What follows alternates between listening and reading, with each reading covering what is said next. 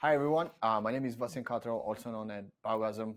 Designers call me an artist, artists call me a designer, but I just like to make stuff. I am someone who likes to experiment with a lot of mediums, and maybe I just would be called better a creator, someone who mixes different mediums and makes enjoying stuff for me with all those mediums together. So Listen, we're so excited to have you, man. I mean, I've been thrilled. I've been looking forward to this conversation for quite some time. Thank you for taking the time.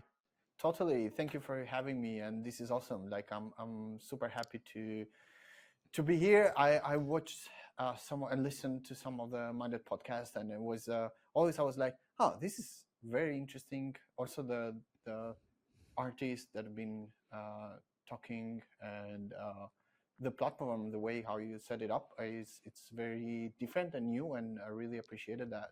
There is a lot of going on, but I love that it's like video focused and so artistically wide, and it's not like very digital or like fine art or like it's so open, and I love that because you get different perspective and views from a lot of creators and a lot of artists around the world. Yeah, I mean, we've been lucky. We have a crazy good lineup of people, and at the end of the day, people has all the interested, right? As you mentioned before, you are a guy who works in so many different medias. You have so many different ideas. You just wanted to create, but you have things that you're interested in that inspires you, that goes from a spectrum of other fields and realms and things like that. So I just like to get the chance to spend an hour with each one of you and dive a little bit more. Yeah, totally. Yeah, there is. Yeah, as you said, there is a lot that I enjoy, and yeah, I even my studio here is like very built in that way that is like providing me and helping me to make stuff whenever I need it and however I need it. So yeah. Yeah, hey, looking from here, the studio looks great. Can you tell us how long have you been there, and what is the purpose? Of course, beyond just having a place to work, is that a bigger purpose for the studio for you creatively? Yes, totally. Actually, that's a good question because I feel like in the end, everyone would love to have a studio. I always loved to have a studio myself, and someone who started, being a creator since I was a kid. I always enjoyed like having my own room. I remember when I was a kid, I had like I didn't have a PC yet. Maybe I was like 6 or 7 years old, and I just had like a Nintendo computer. And like I remember, I was putting like a calculator next to the TV, and like pretending that I have a computer, and like I have my whole room of like these gadgets and things that I can make stuff. And it was like kind of a dreamy scenario of like having a space where I can work. And actually, I have that now. But to answer the question is yes, it worked for so many years, starting my career from my room, from my bedroom initially of my parents, and then moving out to university.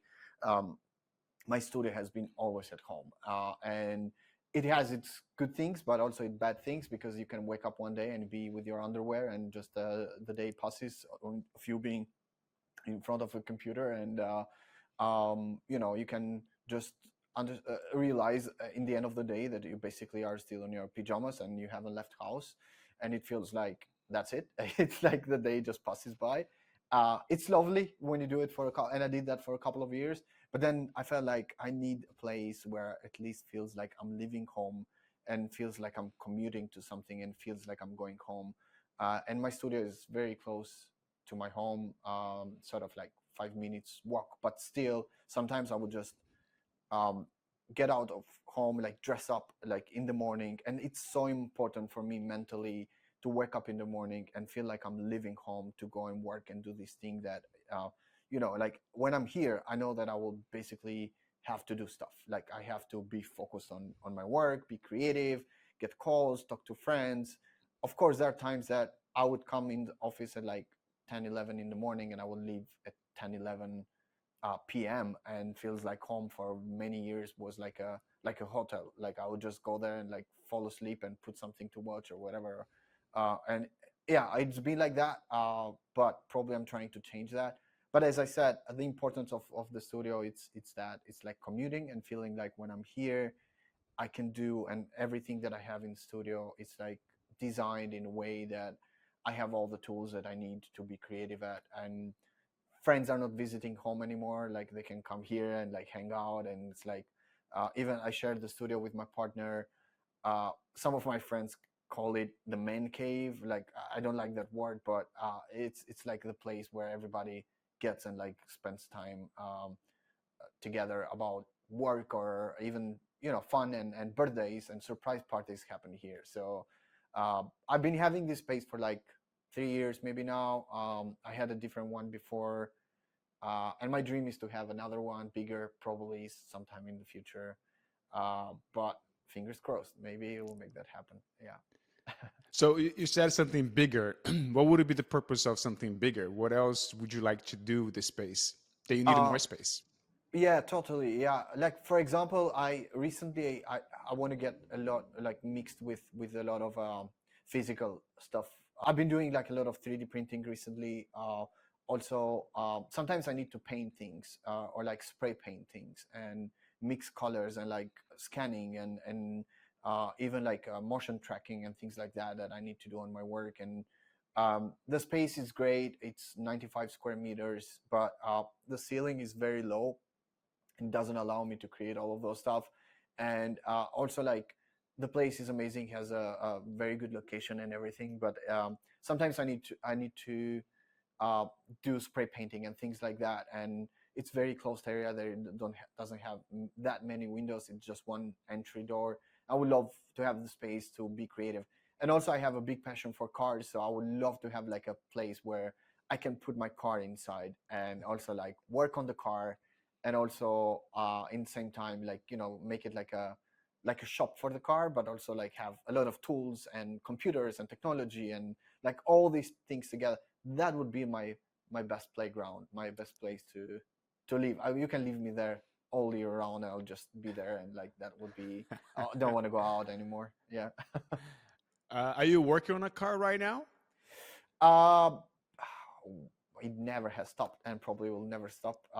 Having like a project cars, it's like one of those things that you never. I heard my friend long time ago when I started with this telling me about it. It's like, you don't know what you're getting yourself into. And I was like, yeah, just kind of finish and then I'll just enjoy. It's never the case. You always something breaks. You always need something to fix. There is always something that doesn't work properly. And you would say, and probably people might not know about my that side of me, but yeah, it's it's like a project. It's different having a car to commute to go to job or like your daily routine. It's different to have a car that is like a project car that you wanna kind of work on it because you enjoy working on it, and also like feels more like a Photoshop document or like a digital, but actually it's like a physical piece of art that you work constantly on it. But yeah. That's what I hear from my friends that also like to work in cars. They say it never ends. It's a forever project. It's something that you always can, doesn't matter what's going on in your life, you can go back to it and it's still there just waiting for you. So there's a sense of consistency, right?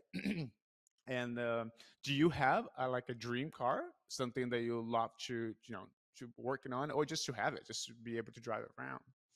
I think I have my dream car already.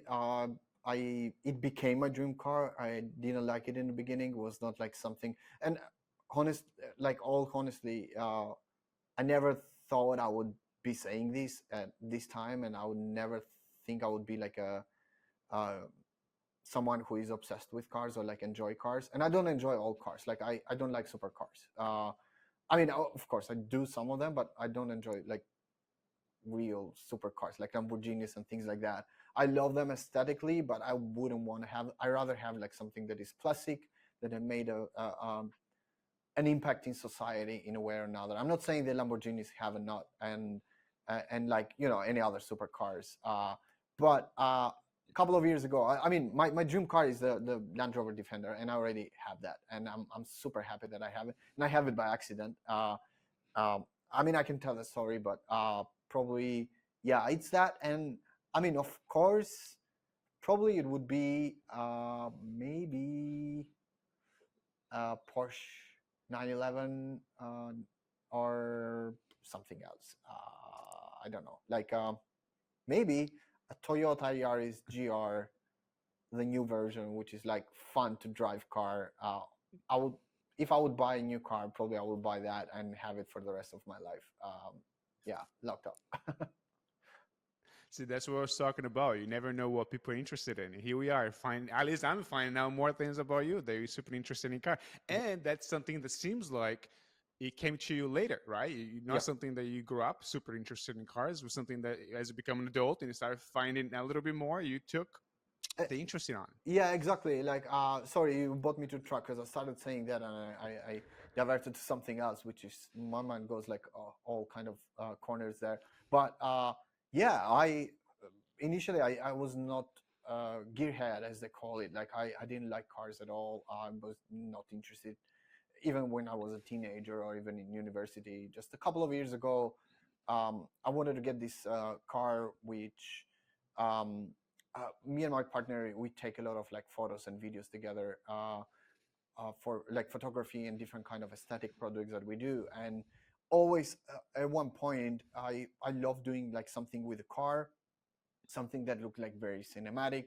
And I always found at that point in my life, I found cars, especially during the night scenes or day scenes, like very romantic, and also like very old, like classic kind of cars, like old Mercedes or like kind of Volvos or even old Porsches.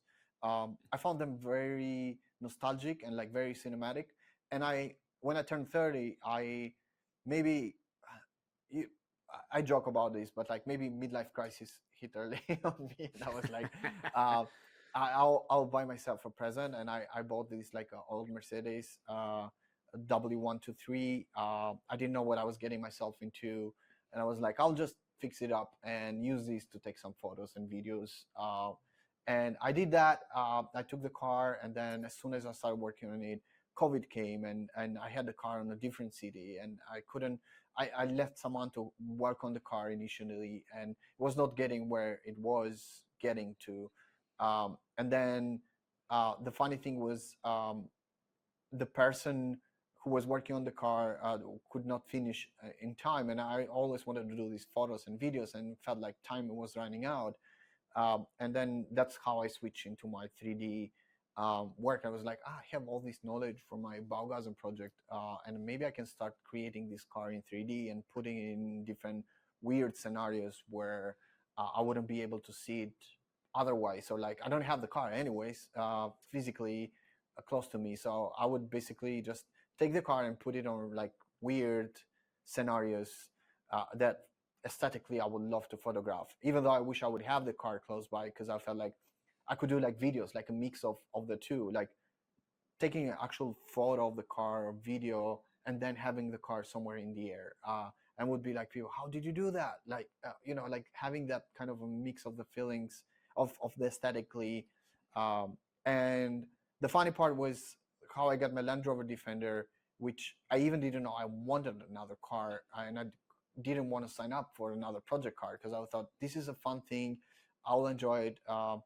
And it was right at that time. I was looking for like I was changing my main driving car, which I had like a basic car just to go around. But I wanted to do a documentary around. By the way, I live in Albania, and Albania has some very beautiful countryside views and very remote areas. Some villages are like, you can, if you go there, you can tell about what time it is or like what year you are in. And I wanted to do a documentary about that, and I wanted to get a car and find a car for it. And my friend found me this car and showed it to me, and it was like, my cousin has this car, do you want to get it? And I saw the car and I hated it. I got and drove it for the first time. I was like, what is this junk? Like, I don't like it at all. It's like, felt like a tractor actually. And I was like, no, I don't want a car. And like 2 weeks after that, I go with my partner. We were in South Tyrol, somewhere in northern Italy. And we were in this like a project that we were doing at the time. It was like very luxurious, like a kind of a posh area of Italy. And there was this guy who had this like private villa and had the Land Rover Defender parked outside. I didn't know nothing about Land Rover Defender till that point.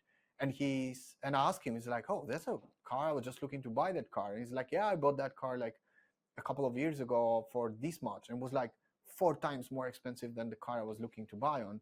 and mine, the one that I got later on, and I was looking at the time, I was like um,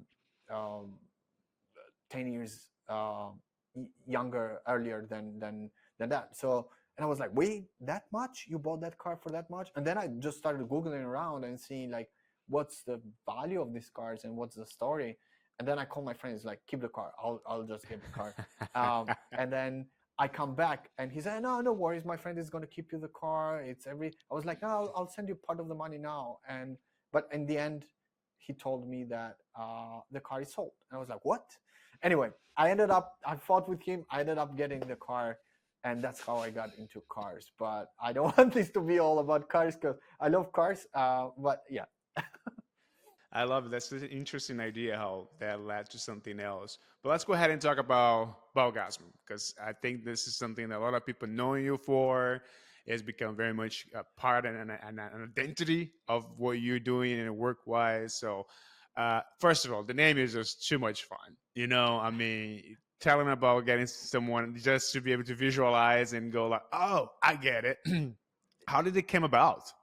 Yeah, the name, it's all, I always joke about it because like I didn't think at all about the name initially. I wanted, so yeah, initially I was doing a lot of like photography, as I said, and videography in the beginning, and I was sharing that on Instagram. And in the same time I've been doing graphic design and like design for a very long time, and I couldn't, like, I wanted to share something. This was like 2015, 2016.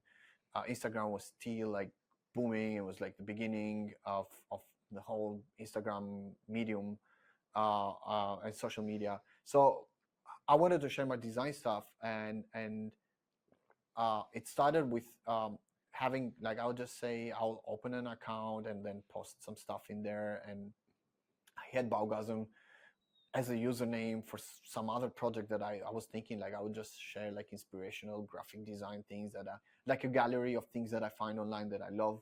And I was like, oh, I'll just keep this name for this project, where uh, yeah, it was basically a mix of Bauhaus and Orgasm, which is not that complicated, but it's very cheesy at times. But I think ended up being kind of nice because I could find usernames basically on every platform.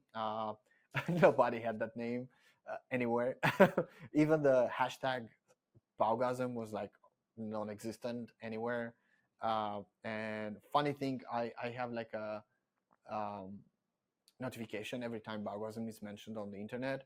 And recently I've been getting like this music festival happening somewhere in Pakistan or India or somewhere. I'm not sure where, but it's like Baugasm festival happening. And we're like, wait, what? It's, why is it called Baugasm? And I don't know what that thing is, but I just keep getting like notification of that festival happening. But yeah, the name is that, and it all started because I wanted to be consistent and design something um, every day, and I wanted to share what I was doing every day. It's important for me to be creative every day, and I wanted to share that with the world. So it just started as a stupid side project, something that I just having fun and just sharing, and then didn't expect nothing from it. And when you don't expect nothing, uh, more things come your way, that because you didn't expect nothing anyways. So Do you try to reach every project with that mindset of perhaps, I don't want to say low expectation, but perhaps not assuming that you will accomplish the same level of success that you had it before? Because that project itself gave you so much visibility, and you build this massive following and really build your name around that as well. So yeah. when you started a new project, do you is it easier for you not to measure up and compare the new project with something that he already worked before that was so successful? Actually, that's a good question, because I feel like it came to a point where I was doing a lot of this daily work and posting all this work. At one point, it became like I hit like a moment where I was like really burned out. I feel like, what am I doing? Like, is this good enough? Do I just want to do this for the rest of my life? Like, how long will this project continue? And um, I feel like, to answer the question, yes, there is a moment where um, I think the most important part is you stop and realize that, do I have to have like a goal for this project. Where would Baugasm go? And then I just realized I didn't plan this. Like, this is just me having fun with the project, and when I stop having fun with it, I'll just quit. I don't have to make this work because I'm supposed to make something out of it. Business wise, maybe it's not great, but like mentally and artistically, for me, it's very important to enjoy what I'm doing. If I don't enjoy what I'm doing, I just drop. I don't care.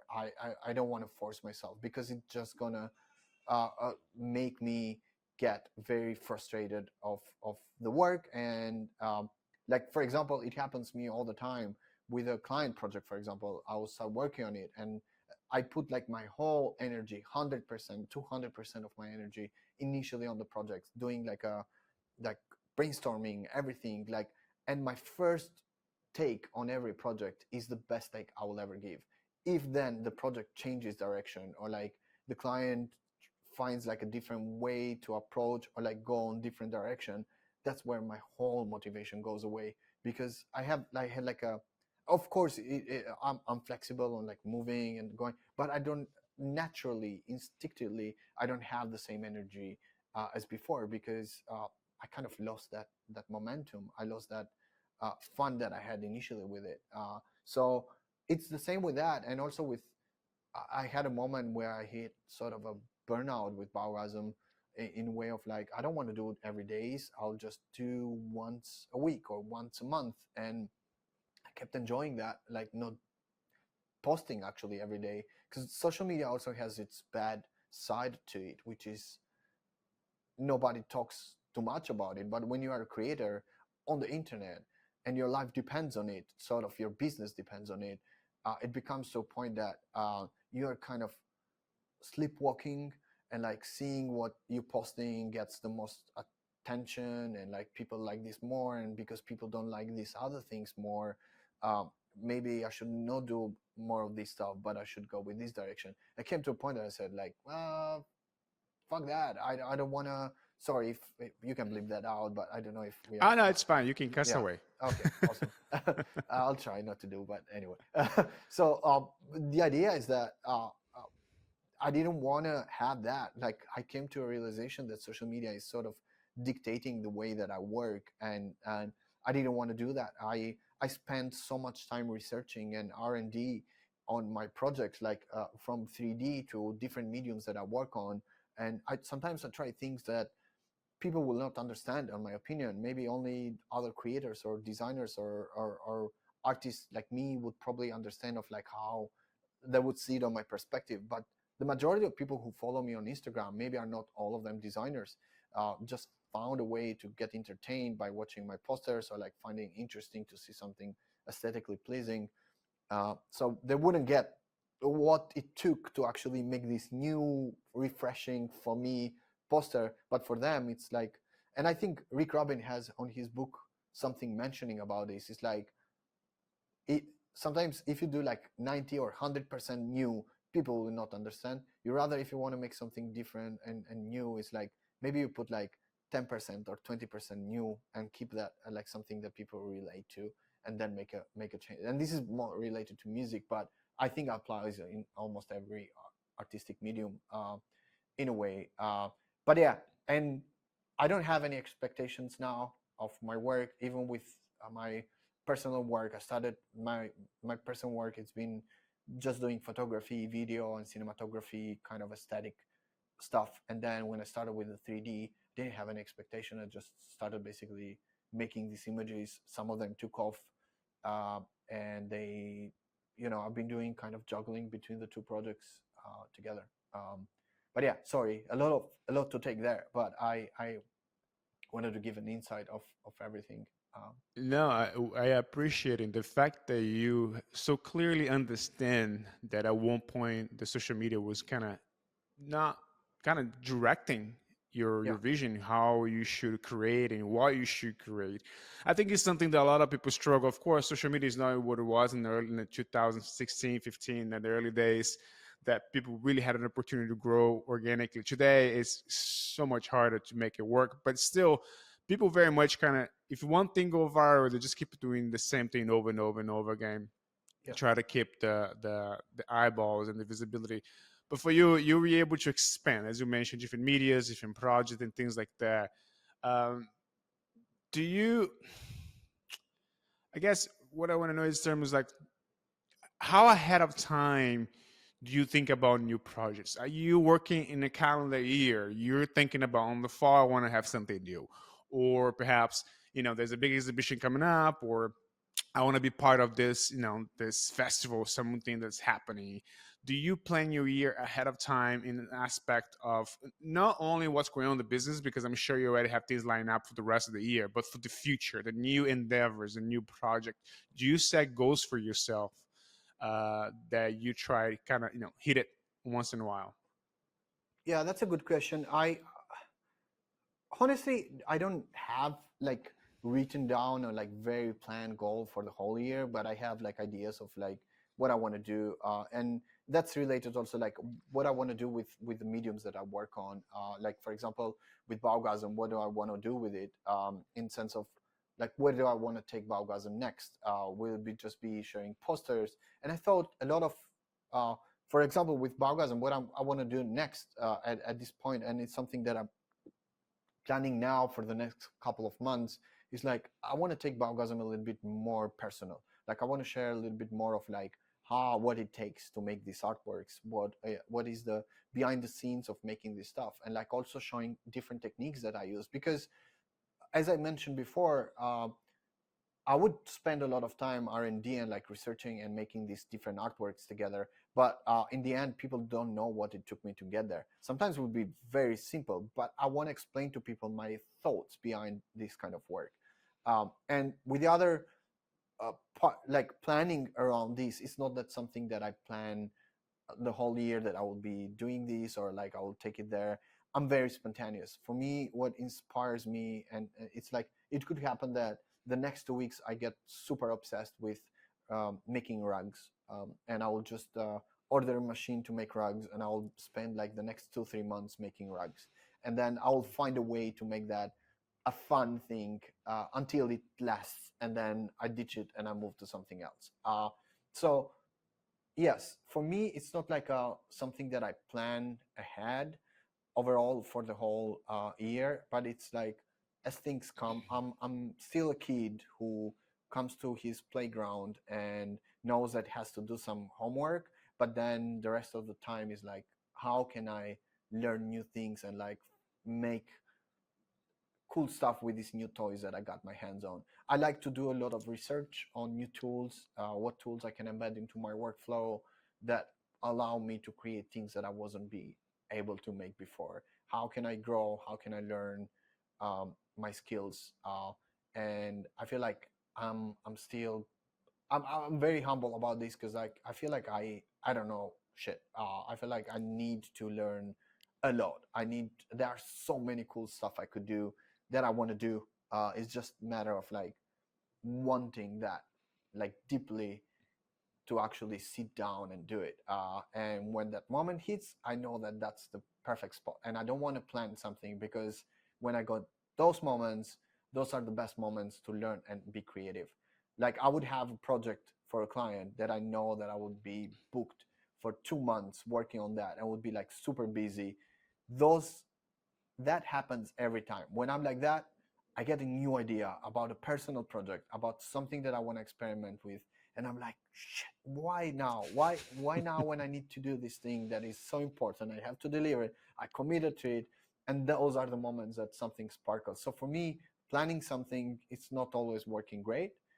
And it's better to be also spontaneous about how you feel about your work because has proven over the years that it helps you. And also I have ADHD in a way that I have not diagnosed it, but I did what obvious to everyone. I got internet diagnosed. Um, Like we all do these days, right? yeah, exactly. Yeah, check, check, check, check. Yeah, I Yes, have all of this. exactly. Yeah. I never found the time to do that. I get distracted by something else. So uh, anyway, so you get like I could come to the studio. I know that I have to do this thing, and then I ended up cleaning the back room, which has been sitting there for like months to not be cleaned. Exactly the day I have the project to be delivered. So I have to struggle with that as well, but it helps be spontaneous and be creative at times, because I know those I understood is if it is one thing that I understood from all of that is like I'm the best when I'm multitasking, and when I get distracted to just do my work, it's like my safe zone. It's like Mm. my comfy place where I can be creative at. Yeah. You said earlier that for you it's very important to be always to be creating, to be always coming up with ideas and things like that. Do you feel that sometimes the creativity is almost like a workout? Like the more you do it, the better you become. It's something that you can exercise and get better at. Exactly. That's very nicely put. I feel like it's like a muscle. You have to work on it. And it's like I spend maybe 2 to 3 hours every day. There are days that maybe I don't do nothing. Like I don't do any work. That I spend the whole day just researching, keeping, and that's part of the work. But probably you can call that work as well. But for me, it is work. It's not like I'm creating something, but basically I'm training my creativity muscle. It's like spending time researching, finding images, putting them in folders, organizing thoughts, having like, oh, this could go for this kind of project that I want to do, or like this fits better in this kind of category, inspires me for that project. Then I get on a completely different direction of like starting a new project. And I'm like, no, I don't have time to do that. And I put it on the shelf. So yes, it is like a muscle. And I feel like the more you do it, the better you get. And the cool part is like with Baugasm, because I was doing like I had to do a poster every day and like actually an artwork every day. And sometimes I even challenged myself like to make a video every day. It came to a point that it helps you learn new programs, new software, to do more research, to come up with new ideas, to come up with new concepts. And not necessarily those are great. Looking back at those, I also have this part of my presentation talks that I give in different festivals. But it's so important also to mention here is like out of 1,000 probably posters that I've done so long, maybe 70 to 90 pieces of those are my favorite. I would say even less. And the reason is because, I had to be consistent. I evolved during the years, and that's a good thing. In the beginning, I was like, "Oh, my work looks shit. I don't like it. It's so bad. Looking back at it, I could have done better." But then shows how much that helped me progress in my workflow. Seeing posters I've done 4 years ago, and like selecting the best ones, meaning that now the posters that I've or like the artworks that I've done the recent year and a half, I would pick them and I would be, yes, I love 80% of those more than if I look back 2 or 3 years ago where I was doing like a poster every day, probably I would love like 10 to 9% of all of those. So it shows that yes, you can be consistent every day. You can make cool stuff, but you can also make crap stuff. But making crap stuff helps you at one point know what good is, because like later on you can just focus for 3 days working on one artwork, and you're going to get it better because you kind of trained your muscle to know what works. Maybe in the future I look back at this 3-4 years from now and I'll be, this is shit, but that's good because probably I will learn something out of it. So yeah. The way I like to articulate this idea of researching and learning more things is almost like the creativity is a language, right? And as you start researching different things, different modalities, different fields, you acquire more vocabulary, you acquire more sentences, you acquire more Exactly. things that will make you to express yourself a little bit clear, a little bit better, a little bit different, right? So you just a play of words and sentences and meaning that really kind of conform what you try to come up with. So I agree with you in aspect is saying that when I'm researching, I'm learning something, it is part of the work because you're adding the skills, you're adding the vocabulary to your language. So you can go ahead when you're ready to put something out there, you can, express the best way possible, at least at that time and place. Because as you mentioned before, you can go back a few years and say, I could have done better, but now you know more words. Now you know more sentences. Now so I, put things together a little bit better. So it makes sense. Yeah, you wouldn't be there if you didn't go through that anyways. Yeah. So how would you know? Oh, You seem to be a guy that's always also following and looking to the latest in terms of technology. There's so much going on in that realm, and you benefited a lot in terms of the NFTs and the hype of it, and then kind of dying down a little bit. And now, I don't know, nobody knows what's going to be happening next. And there's a lot going on about AI and the space. Where are you? I mean, what's your thought about a lot of how fast the industry is moving and how not only yourself, but you as someone who already established, the next generation should kind of perhaps pay attention or at least be more aware and how how to present the work in a way that can connect and gravitate towards a wider audience. Yeah, if necessarily that's the goal that someone will have. But because you can be really great, amazing artist, but you don't want to have an audience. You don't want to be out there. I think that should not be a goal for everyone unless you want it. It comes with, it's cool, but it's also not cool. It depends, but at times how you feel. But technology wise, yes, I'm always upfront with everything. I want to learn. It excites me. It inspires me. It makes possible me being able to create things that I wouldn't otherwise. Like I feel like I keep mentioning being a kid. I'm still a kid, like someone who it's like a new toy that I can play with, and I can mix things together and experiment and create something out of it. So it feels like that, and technology is a big part of who I am. I grew up with. I even studied computing science and multimedia. I wanted to learn how to make websites and how to make applications, and then how I wanted to design those and make a portfolio for myself. I learned how to code by myself, then went to university. So it's very important, and I'm very connected to the technology in that front. And yes, NFTs is part of that. It's like the technology behind it. It's amazing. Everybody keeps saying that. I was in the time that I wanted to understand it and learn about it, and I didn't want to be called an NFT artist, but I wanted to kind of understand where that is going. So I always try to keep myself very uh, behind a little bit and not like upfront with everything, and just focus mainly on that. I wanted to keep my work, focus on my work rather than the art scene of NFTs. And Mm-hmm. I yeah, looking back, probably I could have done some things better, but I'm also happy where I landed with that whole part of that.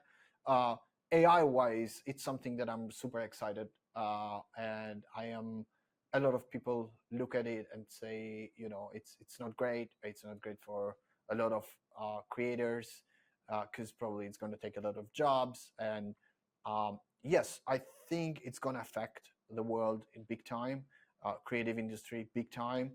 It will probably affect a lot of jobs, but either way, unless you are someone who wants, you learn about it, get informed about it, and see what you can change about it, put legislation about it, then do. But if you stay and do nothing, then you don't have a saying in all of that.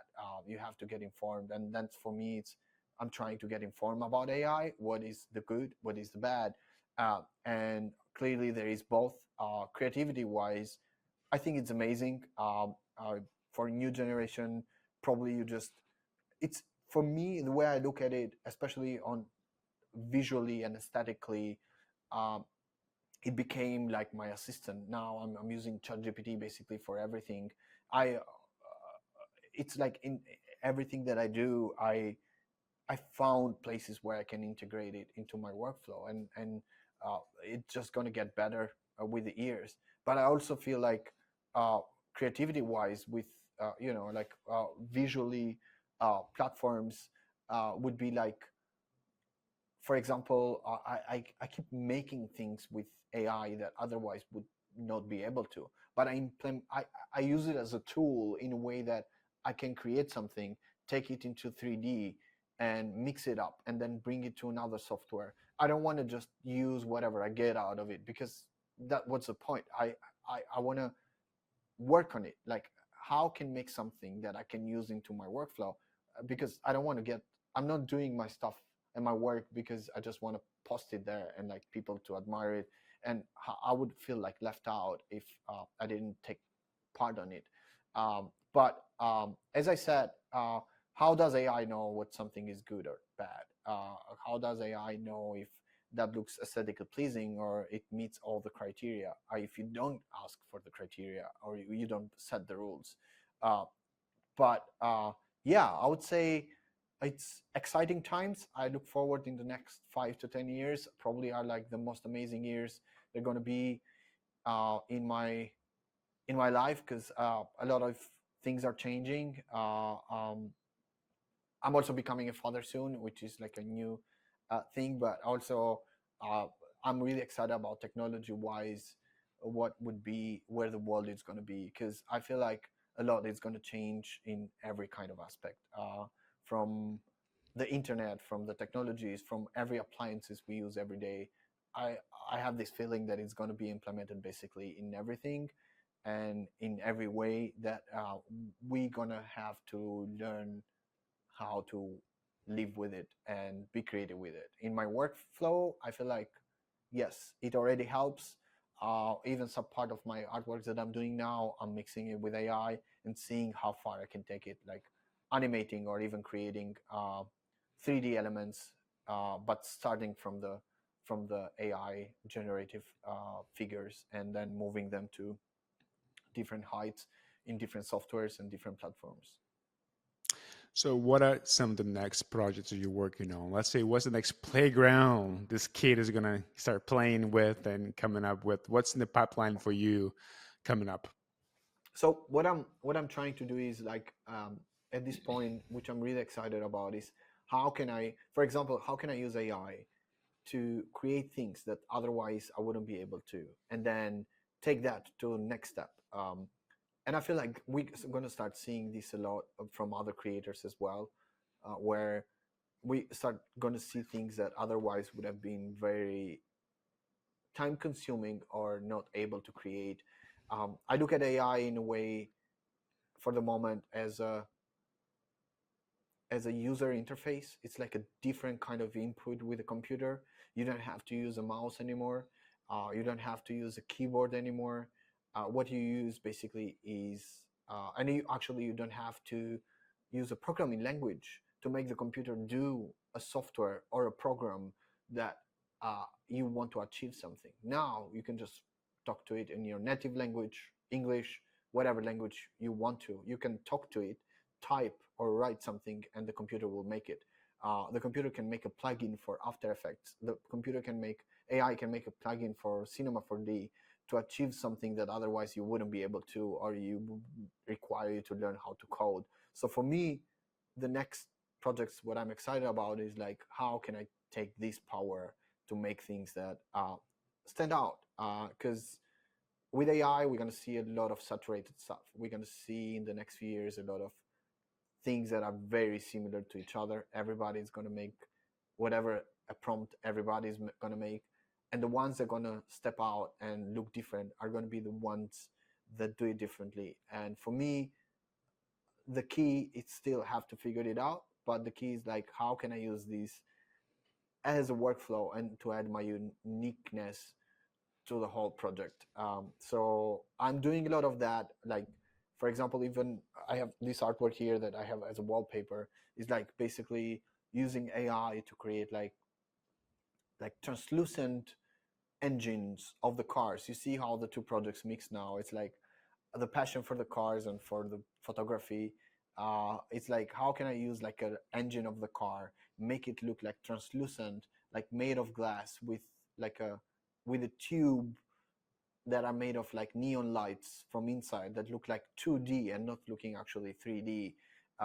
Otherwise, if I would do this in 3D, it would take me maybe months to sculpt that engine and like light it and put lights inside and create visually the aesthetic. But now I can just make it in 3D and with AI, taking parts of it into 3D and experimenting with it and adding things on top and being able to create this stuff, and looking forward to also how I can animate this and take this into maybe doing like some visuals for music events and that. So my goal is also like a project that I really want to do is like in the next year, probably I'm not actually making like real plans because like the baby's coming. I don't know. I don't expect nothing. I don't know how my life is going to change. I'm being prepared about almost everything.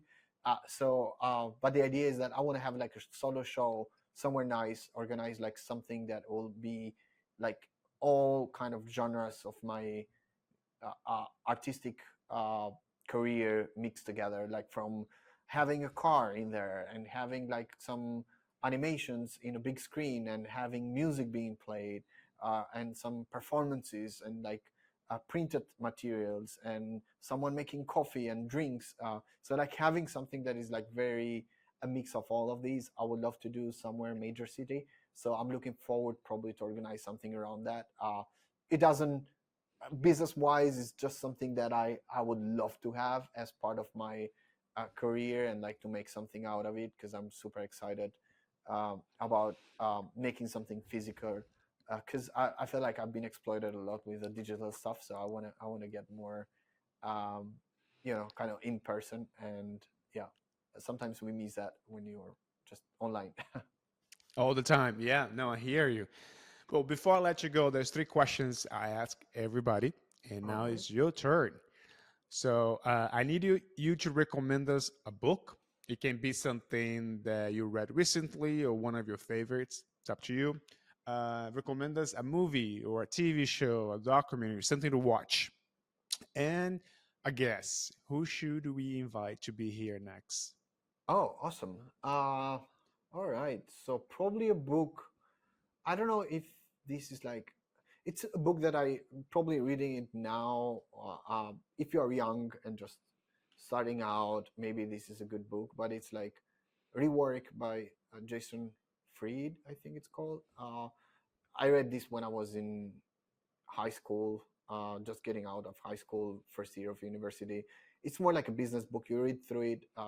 It's like very, very basic in the things that they mention. It's like looking back at it now as a grown up. It's like obvious stuff. But for me at the time, it inspired me a lot. It was like something that someone who is an artist, usually we see this a lot, like you have to have that business mindset as well, which is very important. And if you are a creative and you want to get a head start and also have like a perspective how startup world, how business world, excuse me, how digital world works, I think that's a really good mindset to read, and that's why I recommend that book. uh, the other question was Something to about, watch. yes, something to watch. I don't know, I haven't been watching in a long time. I just, I don't know, I had this thing about movies that recent years I only liked a few, but I've been recently just watching House of the Dragon. I loved Game of Thrones. Was like like you know one of the best series.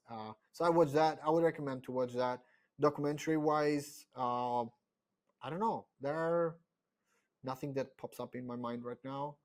But a person to invite probably, um, who might be great. That also as a talk, maybe Tim Burton. I don't know if I'm saying his name uh, Yeah, that would be super fun.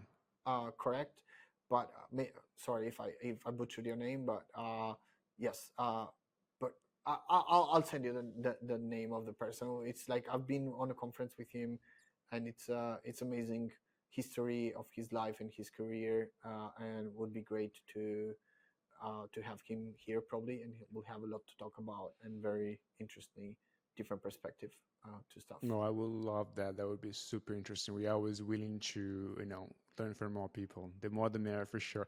Hey, I want to thank you so much for taking Thank the you so time. And much. listen, congratulations with the little one. Do we know if it's a boy or a girl? It's a boy. It's a boy, and it could happen any day. So Oh it's my it's like goodness. waiting for him, and yeah, we're super excited. Yeah, thank you. That's as you mentioned, life is about to change, but I have little ones as well. Mine is a little bit Oh, more growing up now, but it's so amazing. They just enhance our lives in a way that you can comprehend. So I'm excited for you and your partner. Congratulations! thank you so Thank you much. for taking the Thank you time to too. share a little bit about your story, your work, your life, your passions. I think we had a great episode here, and people's gonna walk away with a lot of interesting things, and hopefully Hope so. using some of those things and for their own life and their own career, so we can have more and more creative people like leading the next generation of whatever technology and whatever we're moving forward to. Awesome. Yeah, thank you so much. This was great, and happy to share some part of my story and my career with your audience and with you, and nice meeting you. Likewise. All Thank right. you so Yeah, much. we're we're pretty done. Awesome. Thank you so much.